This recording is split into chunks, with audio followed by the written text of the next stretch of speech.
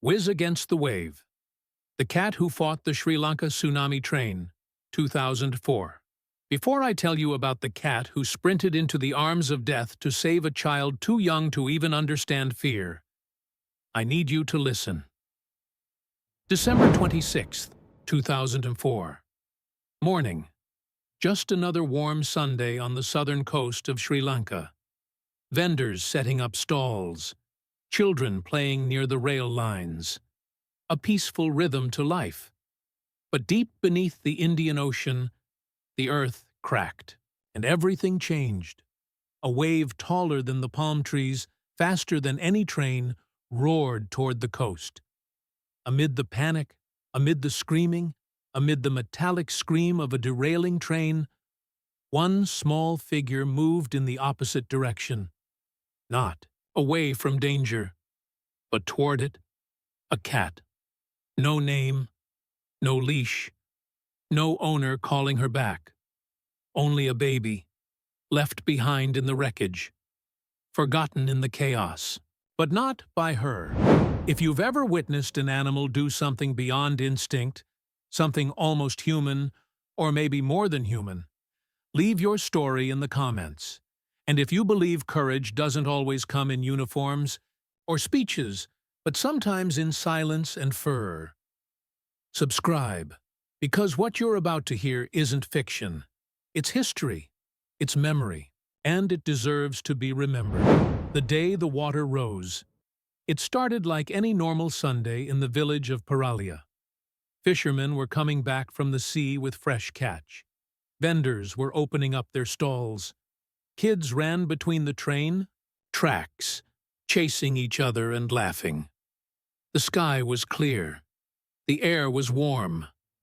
The train had just arrived. The Queen of the Sea, they called it.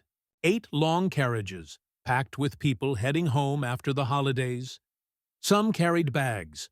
Some slept with their heads against the windows. It was a peaceful, ordinary morning. And then, at 9:26 a.m., the ground gave a small shake. Not enough to knock anything over, just enough to make a few people stop and look around. A few birds flew off. A baby started crying, but it passed quickly, and life carried on. What no one knew was that far out in the ocean, the earth had split open. Deep below the sea, a massive earthquake, and something terrible had begun. The sea was coming, not a normal wave, not something you could outrun. This wave was like a black wall, full of mud, wood, metal, everything it had taken from other villages already. And it was moving fast. Just 12 minutes after the shaking stopped, it hit. The sound came first. A deep, rumbling roar. People turned their heads. Some started to shout. Others froze. And then the wave smashed into the village. It crushed homes, tore through stalls, lifted the train right off its tracks, like it was nothing. Steel bent like paper. Glass shattered. People didn't even have time to scream. Inside the train, hundreds were trapped. Some never even got the chance to move. The water filled the carriages almost instantly. 10-year-old Annika had been playing near the tracks. When she saw the water coming, she ran to the nearest tree and held on with everything she had. A strong banyan tree. The water pulled at her legs, pulled at her arms. She was shaking. Her cousins were gone. Just like that. She held on. She didn't know what else to do. And then, through the flood, through the broken metal and smoke, she saw something strange. Cat, small, dirty, wet, standing near the third train carriage. But the cat wasn't looking at the sea like everyone else. She was staring toward the land, like she was waiting, like she already knew this wasn't over. Yet, the forgotten cry carriage, 3 was torn open like a tin can. Its windows were gone, seats ripped out, water everywhere. Pieces of wood, glass, and twisted metal floated between the wreckage. And somewhere in all of that, a baby cried. He was wrapped in a small blue blanket, no more than a few days old. His tiny fists were clenched, his face red from crying. He had been with his mother until the first wave hit. In that one terrible moment of panic, she lost her grip. She lived, but he didn't follow. And now, inside the broken train, in the cold and dark, the baby cried alone. No one heard him. People were screaming. Sirens were blaring. Survivors were running in every direction. But one pair of ears caught the sound. The cat. The same small cat Annika had seen. Soaked. Bleeding. Covered in mud. She was already climbing through the wreckage, stepping over sharp glass, pushing past oil-covered boards. Her paws were leaving red prints behind. But she didn't stop. She paused only once, lifted her nose, sniffed the air, then turned left, and headed straight for the sound. She found him tucked beneath a shattered bench, half buried under wet wood and torn cloth. His cries were weaker now, fading. She walked up close, licked his tiny cheek, rubbed her head gently against his face. Then, without hesitation, she bit the edge of the blue blanket and started to pull. It wasn't easy. Her body was small. The floor was wet and slippery. She had no help. But she dragged him, inch by inch, through the broken pieces of the train. Her legs shook. Her side bled, but she didn't let go. Then the earth rumbled again. A second wave was coming. Louder, stronger, closer. But the cat didn't stop. She got him out of the carriage, pulled him down the slope, across the tracks, through water, dark as ink, past bodies, past debris, past flames, toward the only place left standing, the stone temple on the hill. She was running out of time, but she wasn't done yet. Stone shelter. The temple had stood for more than 2 centuries, built from heavy stone carved into the hillside. It had watched over generations, births, prayers, festivals, storms, but nothing like this. After the quake, most of it was gone. Walls split open, statues broken. Only one small alcove was left, hidden under the remains of an old Buddha statue. Just enough space for something, or someone, to hide. That's where she went. The cat dragged the baby through the last stretch of mud and broken earth. Her body trembling, her breaths shallow, she slipped inside the dark alcove. It was cold, damp. The air smelled of smoke and diesel, and something worse. The baby had stopped crying now, just soft whimpers. But he was breathing, still alive. She lay beside him, curled her soaked, bloodied body around his tiny frame, shielded him from the cold wind that blew through the cracks in the stone. There were no sirens here, no voices, just silence. Time passed slowly, maybe minutes, maybe hours. No one knows for sure. But almost 3 hours later, a sound escaped the temple. A weak, broken cry. Someone heard it. Rescue workers climbed the slope, picked their way through the rubble. And there, beneath the fractured Buddha, they found them. The baby, wrapped in blue.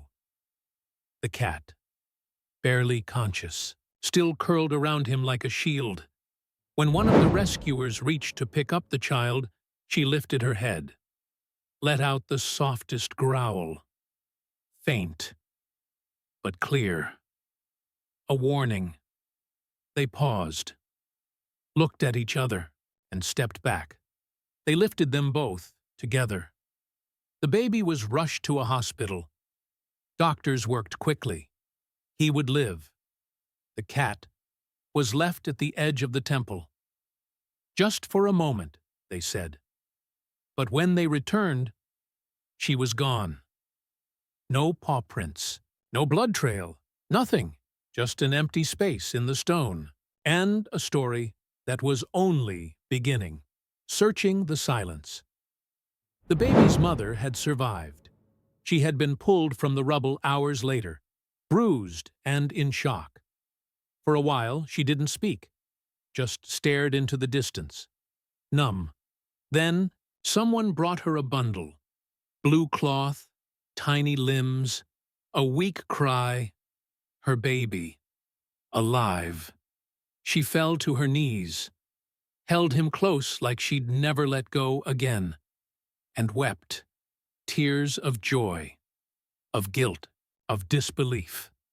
Through her sobs, she asked the only question that mattered. Who saved him? The rescue workers stood quietly. No one had the full answer, only a glimpse. Then, one man said it, softly, as if unsure anyone would believe it. A cat! She didn't understand. At first, she thought it was a misunderstanding, but the look in his eyes told her it wasn't a joke. It wasn't a story. It was truth. The village heard. Word spread. People began searching for her. They walked through the ruins with food in their hands, calling softly. They left bowls of milk, blankets in the temple, quiet prayers at dusk. But the cat was gone. No one saw her again, and so the monks painted her on the temple wall, curved and still, beside the Bodhi tree, a cat with a strong back, silent eyes, and a spirit that didn't belong to this world. They gave her a name, Neela. It means moonlight, because she had moved through the darkness without sound, without fear. Every year, on December 26th, they left a bowl of milk at the foot of her painting, and every year, before the first light touched the temple stones, the milk was gone. The return 7 years went by. The baby, his name was Aaron, grew into a gentle, curious boy, healthy, bright-eyed, the kind of child who listened more than he spoke.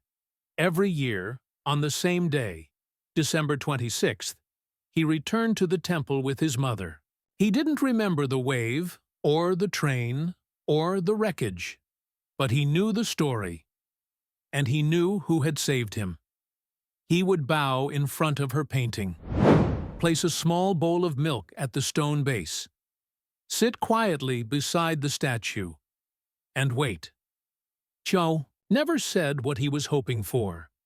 Not out loud, but every year he stayed just a little longer, as if hoping that silence might call her back. Then one year, when he was 8, something changed. He had come alone this time, climbed the stone steps in the early evening, left the milk, whispered a thank you, and sat beside the statue, leaning gently against its cold, cracked base.